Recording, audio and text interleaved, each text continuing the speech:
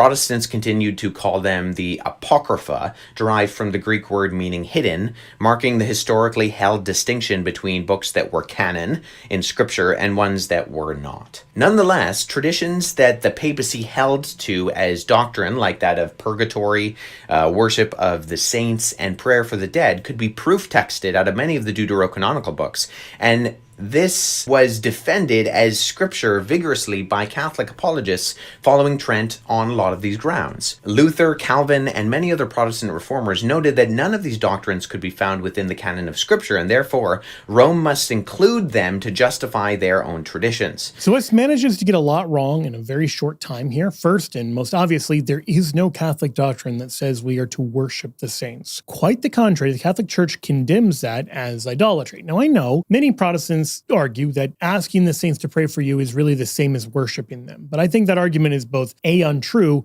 and B, unserious for a scholar to make. To say there's a doctrine teaching X when the church you're accusing of having that doctrine says X is evil and don't do X is a factual error and a falsehood. He speaks as if the Catholic Church is adding books in the 16th century to respond to Protestantism. Now, as we're going to see, this is entirely false. You have in the 15th century, before Martin Luther is even conceived, the Ecumenical Council of Florence, which is declaring that the books of the Bible have 73 books. And this is agreed to by the Catholic Church, by the Orthodox Church, by the Coptic Church, and none of this is in response to Protestantism because Protestantism does not exist. The early Christians often held to this Bible as well. But the third factual error is that he's wrong about John Calvin's Bible, which is something many Protestants don't realize. John Calvin rejected 6 of those 7, but he accepted the 7th, the book of Baruch. And in fact, he refers to it as scripture multiple times in his own writings. For instance, in one of the first theological treatises that he writes, it's an argument against soul sleep, he quotes the prophet, and it's Baruch. So he's quoting from the book and speaking of it as a prophetic book. Likewise, in his commentary on 1 Corinthians 10, he speaks of the prophet Baruch, and again, quotes in that time from Baruch 4. So it's clear from actually repeated references that he thought of Baruch as an inspired book. Citing him as if he's agreeing with the Protestant position is in fact